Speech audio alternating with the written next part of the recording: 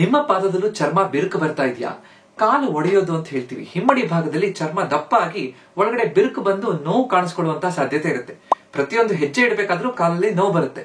ಅದು ಈ ಚಳಿಗಾಲದಲ್ಲಿ ಮನೆಯಲ್ಲಿ ಕೆಲಸ ಮಾಡ್ತಾ ಇರುವಂತಹ ಹೆಂಗಸರಲ್ಲಿ ಹೆಚ್ಚು ಕಾಣಿಸ್ಕೊಳ್ಳುವಂತಹ ಸಮಸ್ಯೆ. ಈ ತೊಂದರೆ ಕಾಲು ಒಡೆಯೋದು ಅಥವಾ ಬಿರುಕು ಬರೋದು ಯಾಕೆ ಬರುತ್ತೆ, ಯಾರಿಗೆ ಹೆಚ್ಚು ಬರುತ್ತೆ, ಇದಕ್ಕೆ ನಾವು ಸುಲಭವಾಗಿ ಮನೆಯಲ್ಲಿ ಮಾಡಬೇಕಾಗಿರುವಂತಹ ಮನೆಮದ್ದುಗಳೇನು, ಇದು ನನಗೆ ಬರಬಾರ್ದು ಅಂದ್ರೆ ನಾನೇನು ಮುಂಜಾಗ್ರತೆಯನ್ನ ವಹಿಸಬೇಕು, ಇದನ್ನೆಲ್ಲ ಇವತ್ತು ಅರ್ಥ ಮಾಡ್ಕೊಳ್ಳೋಣ. ನಮಸ್ಕಾರ, ನಾನು ನಿಮ್ಮ orthopaedic surgeon doctor Kishan Bhagwat.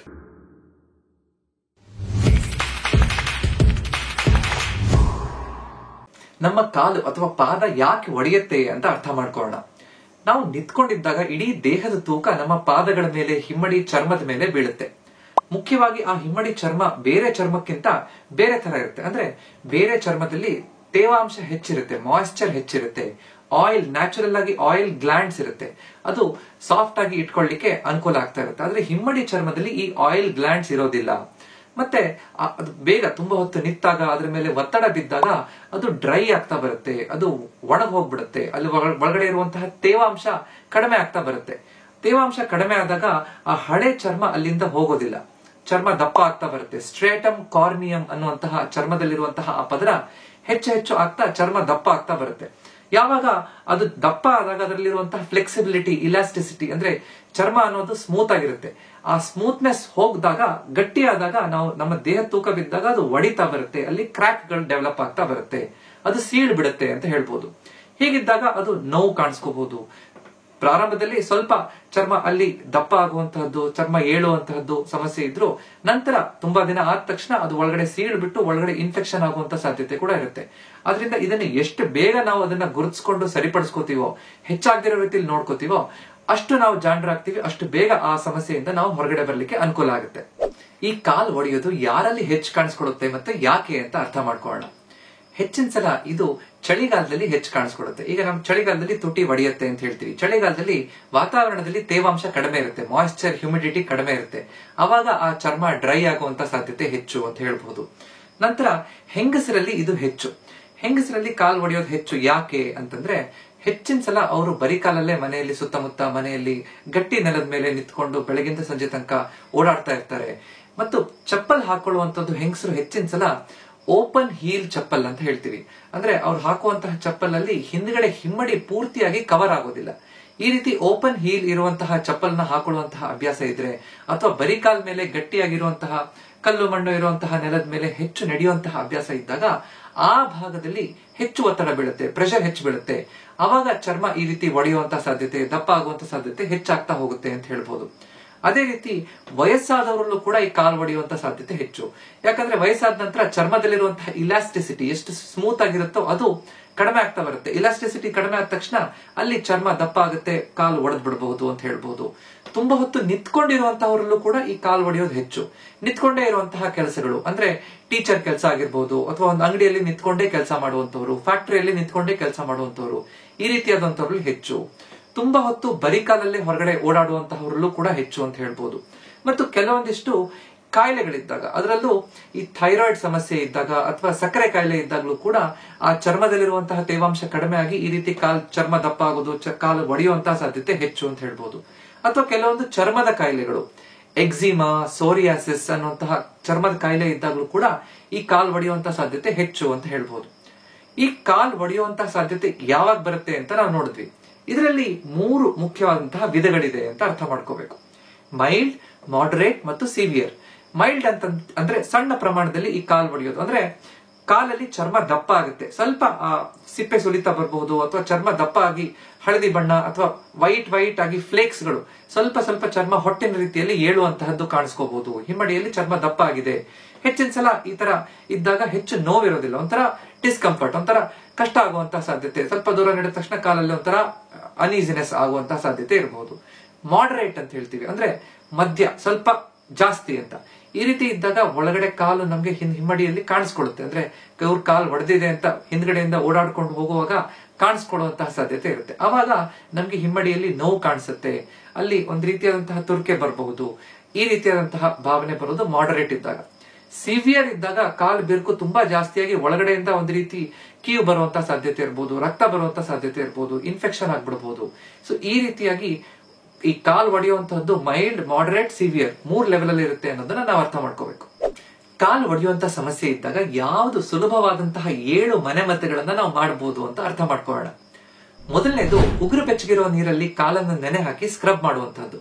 ಒಂದು ಬಕೆಟ್, ಕಾಲು ಮುಳುಗಿಸುವಂತಹ ನೀರ ಲೆವೆಲ್ ಇರುವಂತಹ ಬಕೆಟ್ ಅಲ್ಲಿ ಬಿಸಿ ನೀರನ್ನು ತಗೋಬೇಕು. ಸ್ನಾನ ಮಾಡುವಷ್ಟು ಬಿಸಿನೀರು, ಉಗುರು ಬೆಚ್ಚಗಿರುವಂತಹ ನೀರು ಅಂತ ಹೇಳ್ಬೋದು. ಅದಕ್ಕೆ 1 ಚಮಚ ಕಲ್ಲುಪ್ಪನ್ನ ಹಾಕುವಂಥದ್ದು. ಕಲ್ಲುಪ್ಪು ಅದರಲ್ಲಿ ಆಂಟಿ ಬ್ಯಾಕ್ಟೀರಿಯಲ್ ಎಫೆಕ್ಟ್ ಇರುತ್ತೆ, ಅಂದ್ರೆ ಕೀಟಾಣುಗಳನ್ನು ಸಾಯಿಸುವಂತಹ ಎಫೆಕ್ಟ್ ಇರುತ್ತೆ. ಈ ರೀತಿ ನೀರಲ್ಲಿ ಒಂದು 15 ನಿಮಿಷ ಬೆಳಿಗ್ಗೆ, 15 ನಿಮಿಷ ಸಂಜೆ ಪಾದಗಳನ್ನ, ಹಿಮ್ಮಡಿಯನ್ನ ನೆನೆ ಹಾಕಿ ಅದರಲ್ಲಿ ಇಟ್ಕೊಂಡಿದ್ದಾಗ ಅದು ಡೆಡ್ ಸ್ಕಿನ್, ದಪ್ಪ ಚರ್ಮ ಏನಿರುತ್ತೋ ಅದು ಸಾಫ್ಟ್ ಆಗ್ತಾ ಬರುತ್ತೆ. ನಂತರ ಅದನ್ನ ಸ್ಕ್ರಬ್ ಮಾಡಬೇಕು. ನಾವು ಮೈ ಉಜ್ಜ ಬ್ರಷ್ ಆಗಿರ್ಬೋದು, ಅಥವಾ ಬಟ್ಟೆ ಉಜ್ಜುವಂತಹ ಬ್ರಷ್ ಆಗಿರ್ಬೋದು, ಅಥವಾ ಪ್ಯೂಮೈಸ್ ಸ್ಟೋನ್ ಅಂತ ಸಿಗುತ್ತೆ. ಇದು ನದಿ ಪಕ್ಕದಲ್ಲಿ ಕೆಲವೊಂದು ಕಲ್ಲುಗಳು ಸಿಗುತ್ತೆ, ರಂಧ್ರಗಳು, ತೂತ ಇರುವಂತಹ ಕಲ್ಲಾಗಿರ್ಬೋದು, ಅಥವಾ ನಾವೀಗ ಆನ್ಲೈನ್ ಅಲ್ಲಿ ಸುಲಭವಾಗಿ ಅದನ್ನ ಆರ್ಡರ್ ಮಾಡಿ ತರಿಸ್ಕೋಬಹುದು. ಪ್ಯೂಮೈಸ್ ಸ್ಟೋನ್ ಅಂತ ಸರ್ಚ್ ಮಾಡಿದ್ರೆ ಸಿಗುತ್ತೆ. ಈ ರೀತಿಯಾದಂತಹ ಕಲ್ಲಿಂದ ಆ ಹಿಮ್ಮಡಿಯನ್ನ, ಪಾದವನ್ನ ನಾವು ಬ್ರಷ್ ಮಾಡಿ ಮಸಾಜ್ ಮಾಡಿಕೊಂಡು ತಿಕ್ಕಿದಾಗ ಅಲ್ಲಿರುವಂತಹ ಡೆಡ್ ಸ್ಕಿನ್, ದಪ್ಪ ಚರ್ಮ ಏನಿರುತ್ತೋ ಅದು ನಿಧಾನವಾಗಿ ಹೋಗ್ಲಿಕ್ಕೆ, ಅಲ್ಲಿರುವಂತಹ ದಪ್ಪ ಚರ್ಮ ಸಾಫ್ಟ್ ಆಗ್ಲಿಕ್ಕೆ ಅನುಕೂಲ ಆಗ್ತಾ ಬರುತ್ತೆ. ಕಾಲು ಒಡೆದಿರುವಂತಹ ಕಾಲಿದ್ರು ಕೂಡ ಅದು ಸಾಫ್ಟ್ ಆಗುತ್ತೆ. ಕಾಲು ಒಡೆದೇ ಇರೋ ರೀತಿಯಲ್ಲಿ ನಮ್ಮ ಕಾಲನ್ನ, ಪಾದವನ್ನ, ಹಿಮ್ಮಡಿಯನ್ನ ನೋಡ್ಕೊಳ್ಳಿಕ್ಕೂ ಕೂಡ ಇದು ಅನುಕೂಲ ಆಗುತ್ತೆ ಅಂತ ಹೇಳ್ಬೋದು. ಎರಡನೇದು, ಕೊಬ್ಬರಿ ಎಣ್ಣೆಯನ್ನ ಬಳಸುವಂತಹದ್ದು. ಕೊಬ್ಬರಿ ಎಣ್ಣೆಯನ್ನ ಸ್ವಲ್ಪ ಬೆಚ್ಚಗ್ ಮಾಡಿಕೊಂಡು ನಮ್ಮ ಹಿಮ್ಮಡಿಗೆ ನಾವು ಮಸಾಜ್ ಮಾಡಿ, ಮಲ್ಕೊಳ್ಳೋಕ್ಕಿಂತ ಒಂದು 10-15 ನಿಮಿಷ ಮುಂಚೆ ಮಸಾಜ್ ಮಾಡ್ಕೊಂಡು ಒಂದು ಸಾಕ್ಸ್ ಹಾಕೊಂಡು ಮಲ್ಕೋಬೇಕು. ಬೆಳಿಗ್ಗೆ ಎದ್ದು ಅದನ್ನ ತೊಳ್ಕೊಳ್ಳುವಂಥದ್ದು. ಕೊಬ್ಬರಿ ಎಣ್ಣೆಯಲ್ಲಿ ನಮ್ಮ ಚರ್ಮದಲ್ಲಿ ಇರುವ ತೇವಾಂಶವನ್ನು ಹಿಡಿದಿಡುವಂತಹ ಶಕ್ತಿ ಇರುತ್ತೆ. ಕೊಬ್ಬರಿ ಎಣ್ಣೆಯಲ್ಲಿ anti bacterial, aunty fungal effect ಕೂಡ ಇರುತ್ತೆ, ಅಂದ್ರೆ ಕೀಟಾಣುವನ್ನ ಸಾಯಿಸುವಂತಹ ಆ ಗುಣಗಳು ಕೂಡ ಇರುತ್ತೆ. ಸೊ ಈ ರೀತಿ ಕೊಬ್ಬರಿ ಎಣ್ಣೆನ ಮಸಾಜ್ ಮಾಡಿಕೊಂಡು ಸಾಕ್ಸ್ ಹಾಕೊಳ್ಳೋದ್ರಿಂದ ಅಲ್ಲಿರುವಂತಹ ತೇವಾಂಶ ಹೊರಗಡೆ ಹೋಗದೇ ಇರೋ ರೀತಿಯಲ್ಲಿ ಆ ಚರ್ಮವನ್ನ ಸಾಫ್ಟ್ ಆಗಿ ಇಡ್ಲಿಕ್ಕೆ ಕೊಬ್ಬರಿ ಎಣ್ಣೆ ಕೆಲಸ ಮಾಡ್ಲಿಕ್ಕೆ ಅನುಕೂಲ ಆಗುತ್ತೆ. ಸೊ ಈ ರೀತಿಯಾಗಿ ಮನೆಮದ್ದನ್ನು ಕೂಡ ಕೊಬ್ಬರಿ ಎಣ್ಣೆಯನ್ನ ನಾವು ಮಾಡಬಹುದು. ಮೂರನೇದು, ಒಂದು ಬಾಳೆಹಣ್ಣು, ಹಣ್ಣಾಗಿರುವಂತಹ ಬಾಳೆಹಣ್ಣು ತಗೊಳ್ಳೋದು ಮತ್ತು ಜೇನುತುಪ್ಪ. 1 ಚಮಚ ಜೇನುತುಪ್ಪಕ್ಕೆ ಒಂದು ಸಣ್ಣ ಬಾಳೆಹಣ್ಣು ಹಣ್ಣಾಗಿರುವಂತದ್ದನ್ನ ಮ್ಯಾಶ್ ಮಾಡಿಕೊಂಡು ಮಿಕ್ಸ್ ಮಾಡಿ ಅದನ್ನ ಪ್ಯಾಕ್ ಆಗಿ ಹಿಮ್ಮಡಿಗೆ ಅಥವಾ ಎಲ್ಲಿ ಕಾಲು ಹೊಡೆದಿದೆಯೋ ಆ ಭಾಗಕ್ಕೆ ಹಚ್ಚುವಂಥದ್ದು. ಮಲ್ಕೊಳ್ಳೋಕ್ಕಿಂತ ಒಂದು 15 ನಿಮಿಷ ಮುಂಚೆ ಹಚ್ಚಿ ನಂತರ ಕಾಲನ್ನ ತೊಳ್ಕೊಳ್ಳೋದ್ರಿಂದ ನಮ್ಗೆ ಬಹಳ ಉಪಯೋಗ ಆಗ್ತಾ ಬರುತ್ತೆ. ಬಾಳೆಹಣ್ಣಲ್ಲಿ ವಿಟಮಿನ್ ಎ, ವಿಟಮಿನ್ ಇ ಇರುತ್ತೆ. ಬಾಳೆಹಣ್ಣು ಚರ್ಮಕ್ಕೆ ಬಹಳ ಒಳ್ಳೆಯದು ಅಂತ ಹೇಳ್ಬೋದು. ಅಲ್ಲಿರುವಂತಹ ಚರ್ಮದ ಆರೋಗ್ಯವನ್ನು ಕಾಪಾಡಲಿಕ್ಕೆ ಬಹಳ ಒಳ್ಳೆ ಕೆಲಸವನ್ನು ಮಾಡುತ್ತೆ. ಅದರ ಜೊತೆಗೆ ಈ ಜೇನುತುಪ್ಪದಲ್ಲಿರುವಂತಹ ಸೂದಿಂಗ್ ಎಫೆಕ್ಟ್, ಒಳಗಡೆ ಆ ಚರ್ಮವನ್ನ ಸಾಫ್ಟ್ ಮಾಡ್ಲಿಕ್ಕೆ ಬೇಕಾಗಿರುವಂತಹ ಹಲವಾರು ಗುಣಗಳಿರೋದ್ರಿಂದ ಈ ಬಾಳೆಹಣ್ಣು, ಜೇನುತುಪ್ಪ ಇದನ್ನ ಸೇರಿಸಿ ಮಾಡುವಂತಹ ಮನೆಮದ್ದು ಬಹಳ ಉಪಯುಕ್ತ ಅಂತ ಹೇಳ್ಬೋದು. ನಾಲ್ಕನೇದು, ಅರಿಶಿಣಕ್ಕೆ ನಾವು 1 ಚಮಚ ತುಪ್ಪ ಹಾಕಿ ಮಿಕ್ಸ್ ಮಾಡಿ ಅದನ್ನ ಪ್ಯಾಕ್ ಆಗಿ ಉಪಯೋಗಿಸುವಂತಹದ್ದು. ಅರಿಶಿಣ ನಮ್ಗೆ ಗೊತ್ತಿರೋ ಹಾಗೆ ಇದರಲ್ಲಿ ಆಂಟಿ ಇನ್ಫ್ಲಮೇಟರಿ, ಆಂಟಿ ಬ್ಯಾಕ್ಟೀರಿಯಲ್ ಗುಣಗಳಿರುತ್ತೆ. ಒಳಗಡೆ ಇರುವಂತಹ ಉರಿಯೂತವನ್ನು ಕಡಿಮೆ ಮಾಡಲಿಕ್ಕೆ, ಕೀಟಾಣುವನ್ನು ಸಾಯಿಸಲಿಕ್ಕೆ ಅರಿಶಿಣ ಬಹಳ ಒಳ್ಳೆಯದು. ಸೊ 1 ಚಮಚ ಅರಿಶಿಣ ತಗೊಳ್ಳೋದು, 1 ಚಮಚ ತುಪ್ಪವನ್ನ ಮಿಕ್ಸ್ ಮಾಡಿ ಈ ಕಾಲು ಒಡೆದಿರುವಂತಹ ಜಾಗಕ್ಕೆ, ಹಿಮ್ಮಡಿಗೆ ನಾವು ಪ್ಯಾಕ್ ಮಾಡಿಕೊಂಡು, ಅಂದ್ರೆ ಅದನ್ನ ಪೇಸ್ಟ್ ಮಾಡಿ ಆ ಭಾಗಕ್ಕೆ ಹಚ್ಚುವಂಥದ್ದು. 15 ನಿಮಿಷ ಇಟ್ಕೊಂಡು ಕಾಲು ತೊಳ್ಕೊಂಡು ರಾತ್ರಿ ಮಲ್ಕೊಳ್ಳೋಕ್ಕಿಂತ ಮುಂಚೆ ಸುಲಭವಾಗಿ ಇದನ್ನ ಮಾಡಬಹುದು. ಈ ರೀತಿ ಮಾಡೋದ್ರಿಂದ ತುಪ್ಪದಲ್ಲಿರುವಂತಹ ಈ ಮಾಯಿಶ್ಚರೈಸಿಂಗ್ ಎಫೆಕ್ಟ್ ಏನಿರುತ್ತೆ, ತೇವಾಂಶ ಹಿಡಿದಿಡುವಂತಹ ಎಫೆಕ್ಟ್ ಜೊತೆಗೆ ಈ ಅರಿಶಿಣದ ಒಳ್ಳೆಯ ಗುಣಗಳೆಲ್ಲ ಸೇರ್ಕೊಂಡು ಕಾಲು ಒಡೆಯೋದಂತದನ್ನ ಕಡಿಮೆ ಮಾಡ್ಲಿಕ್ಕೆ, ಅದನ್ನ ಗುಣ ಮಾಡ್ಲಿಕ್ಕೆ ಅನುಕೂಲ ಆಗ್ತಾ ಬರುತ್ತೆ. 5ನೇದು, ಬೇವಿನ ಸೊಪ್ಪು ಮತ್ತು ತುಳಸಿ ಎಲೆಯನ್ನ ತಗೊಂಡು ಅದನ್ನ ಜಜ್ಜಿ ಅದನ್ನ ಪೇಸ್ಟ್ ಮಾಡಿಕೊಂಡು ಹಚ್ಚುವಂತಹದ್ದು. ಬೇವಿನ ಸೊಪ್ಪಲ್ಲಿ ಆಂಟಿ ಫಂಗಲ್ ಮತ್ತು ಆಂಟಿ ಬ್ಯಾಕ್ಟೀರಿಯಲ್ ಎಫೆಕ್ಟ್ ಇರುತ್ತೆ, ಒಳಗಡೆ ಇರುವಂತಹ ಕೀಟಾಣುವನ್ನು ಸಾಯಿಸುವಂತಹ ಎಫೆಕ್ಟ್ ಇರುತ್ತೆ. ತುಳಸಿಯಲ್ಲಿ ನಮ್ಮ ಚರ್ಮಕ್ಕೆ ಬೇಕಾಗಿರುವಂತಹ ಒಳ್ಳೆಯ ತೇವಾಂಶ ಹಿಡಿದಿಡುವಂತಹ ಮತ್ತು ಸೂದಿಂಗ್ ಎಫೆಕ್ಟ್ ಕೊಡುವಂತಹ ಗುಣಗಳಿರುತ್ತೆ. ಸೊ ಇದೆರಡು ಸೇರಿ ಆ ಪೇಸ್ಟ್ ಅನ್ನ ಹಚ್ಕೊಂಡು, ಇದು ಕೂಡ ಮಲ್ಕೊಳ್ಳೋಕ್ಕಿಂತ 15 ನಿಮಿಷ ಮುಂಚೆ ಹಚ್ಕೊಂಡು ನಾವು ಕಾಲು ತೊಳ್ಕೋಬಹುದು. ಇದರಲ್ಲಿ ನಮಗೆ ಯಾವ್ದು ಕೆಲಸ ಮಾಡ್ತಾ ಇದೆ ಅದನ್ನ ನಾವು ಮುಂದುವರಿಸಬಹುದು, ಅಥವಾ 1 ಅಥವಾ 2 ಆಲ್ಟರ್ನೇಟ್, ಒಂದಿನ ಒಂದು ಈ ರೀತಿ ಮಾಡೋದ್ರಿಂದನೂ ಕೂಡ ಹಲವಾರು ಉಪಯೋಗ ಆಗುತ್ತೆ ಅಂತ ನಾವು ಅನ್ಕೋಬಹುದು. ನಂತರ ನಾವು ಈ ಅಕ್ಕಿ ಹಿಟ್ಟು, ರೈಸ್ ಫ್ಲೋರ್ ಪೇಸ್ಟ್ ಅಂತ ಹೇಳ್ತೀವಿ. ಅಕ್ಕಿ ಹಿಟ್ಟನ್ನ ತಗೊಂಡು 1 ಚಮಚ ಹಾಲು, 1 ಚಮಚ ಜೇನುತುಪ್ಪ, ಇದನ್ನ ಮಿಕ್ಸ್ ಮಾಡಿಕೊಂಡು ಅದನ್ನ ಪ್ಯಾಕ್ ಮಾಡೋದು, ಅಂದ್ರೆ ಹಿಮ್ಮಡಿಗೆ ಅದನ್ನ ಹಚ್ಚಿಡುವಂತದ್ದು. ಈ ಅಕ್ಕಿ ಹಿಟ್ಟು ಅನ್ನುವಂಥದ್ದು ಎಕ್ಸ್ಫೋಲಿಯೇಟರ್, ಅಂದ್ರೆ ಒಳಗಡೆ ಇರುವಂತಹ ಎಕ್ಸ್ಟ್ರಾ ಡೆಡ್ ಸ್ಕಿನ್ ಅನ್ನ ಬಹಳ ಚೆನ್ನಾಗಿ ತೆಗೆಯುತ್ತೆ. ಸೊ ಇದನ್ನ ಒಂದು 10-15 ನಿಮಿಷ ಈ ತರ ಪ್ಯಾಕ್ ಆಗಿ ಹಾಕಿಟ್ಕೊಂಡು ನಂತರ ಆ ಪ್ಯೂಮೈಸ್ ಸ್ಟೋನ್ ಅಲ್ಲಿ ಅಥವಾ ಬ್ರಷ್ ಅಲ್ಲಿ ಉಜ್ಜಿದ ನಂತರ ಆ ಒಳಗಡೆ ಇರುವಂತಹ ದಪ್ಪ ಚರ್ಮ ಫ್ರೀ ಆಗ್ಲಿಕ್ಕೆ, ಆರಾಮಾಗ್ಲಿಕ್ಕೆ ಅನುಕೂಲ ಆಗ್ತಾ ಬರುತ್ತೆ. ನಂತರ ಕೊನೆಯದು ಅಲೋವೆರಾ ಜೆಲ್. ಅಲೋವೆರಾ ಅನ್ನೋದು ಲೋಳೆ ಸರ, ನಮ್ಗೆಲ್ಲ ಗೊತ್ತು. ಅಲೋವೆರಾ ಬಹಳ ಸುಲಭವಾಗಿ ಸಿಗುವಂತದ್ದು. ಫ್ರೆಶ್ ಆಗಿರುವಂತಹ ಅಲೋವೆರಾನ ತಗೊಂಡು ಜೆಲ್ ಮಾಡ್ಕೊಂಡು ಹಿಮ್ಮಡಿಗೆ ಹಚ್ಚಿದಾಗ ಅದರಲ್ಲಿರುವಂತಹ ಮಾಯಿಶ್ಚರೈಸಿಂಗ್ ಎಫೆಕ್ಟ್ ನಮ್ಮ ಆ ಹಿಮ್ಮಡಿಗೆ ಒಳಗಡೆ ಆ ತೇವಾಂಶ ಹಿಡಿದಿಡ್ಲಿಕ್ಕೆ, ಅದು ಸಾಫ್ಟ್ ಆಗ್ಲಿಕ್ಕೆ, ಒಳಗಡೆ ಇರುವಂತಹ ಆ ಕಾಲ್ ಒಡೆದಿರೋದು ಗುಣ ಆಗ್ಲಿಕ್ಕೆ ಅನುಕೂಲ ಆಗ್ತಾ ಬರುತ್ತೆ. ಸೊ ಸುಲಭವಾಗಿ ನಾವು ಈ 7 ಮನೆಮದ್ದುಗಳನ್ನ ಮಾಡೋದ್ರಿಂದ ಈ ಕಾಲ್ ಒಡೆದಿರೋದನ್ನ ನಾವು ಮನೆಯಲ್ಲೇ ಸರಿಪಡಿಸ್ಕೋಬಹುದು. ಈ ಮನೆಮದ್ದುಗಳಿಂದ ಕಾಲ್ ಒಡೆದಿರುವಂತದ್ದು ಆರಾಮ ಆಗ್ತಾ ಇಲ್ಲ ಅಥವಾ ಇದು ಸಿವಿಯರ್ ಆಗಿದೆ, ತುಂಬಾ ಜಾಸ್ತಿ ಇದೆ ಅಂತ ಇದ್ದಾಗ ಆದಷ್ಟು ಬೇಗ ಡಾಕ್ಟರ್ ಹತ್ರ ಹೋಗಿ ಸಲಹೆಯನ್ನ ತಗೊಳ್ಳುವಂತಹದ್ದು ಬಹಳ ಮುಖ್ಯ. ಡಾಕ್ಟರ್ ಹತ್ರ ಹೋದಾಗ ಕೆಲವೊಂದು ಹೈಡ್ರೇಟಿಂಗ್ ಕ್ರೀಮ್ ಗಳನ್ನ, ಆಯಿಂಟ್ಮೆಂಟ್ ಗಳನ್ನ ಕೊಡಬಹುದು. ಅದರಲ್ಲಿ urea, salicylic acid, lactic acid ಈ ರೀತಿ ಕೆಲವೊಂದು ಕೆಮಿಕಲ್ ಗಳಿರುವಂತಹ ಕ್ರೀಮ್ ಗಳಿರುತ್ತೆ. ಅದು ಚರ್ಮ ಸಾಫ್ಟ್ ಆಗ್ಲಿಕ್ಕೆ ಅನುಕೂಲ ಆಗ್ತಾ ಬರುತ್ತೆ. ಕೆಲವೊಮ್ಮೆ ಸ್ವಲ್ಪ ಒಳಗಡೆ ಇನ್ಫೆಕ್ಷನ್ ಆಗಿದ್ರೆ ಆಂಟಿಬಯೋಟಿಕ್ ಕ್ರೀಮ್ ಗಳನ್ನ ಕೊಡುವಂತಹ ಅವಶ್ಯಕತೆ ಇರುತ್ತೆ. ಮ್ಯೂಪಿರೋಸಿನ್, ಫ್ಯೂಸಿಡಿಕ್ ಆಸಿಡ್ ಈ ರೀತಿ ಆಯಿಂಟ್ಮೆಂಟ್ ಗಳು ಸಿಗುತ್ತೆ. ಅವಾಗ ಆ ಚರ್ಮದಲ್ಲಿರುವಂತಹ ಕಾಲು ಒಡೆದಿರುವಂತದ್ರಲ್ಲಿ ಇನ್ಫೆಕ್ಷನ್ ಇದ್ರೆ ಅದು ಗುಣ ಆಗ್ಲಿಕ್ಕೆ ಅನುಕೂಲ ಆಗ್ತಾ ಬರುತ್ತೆ.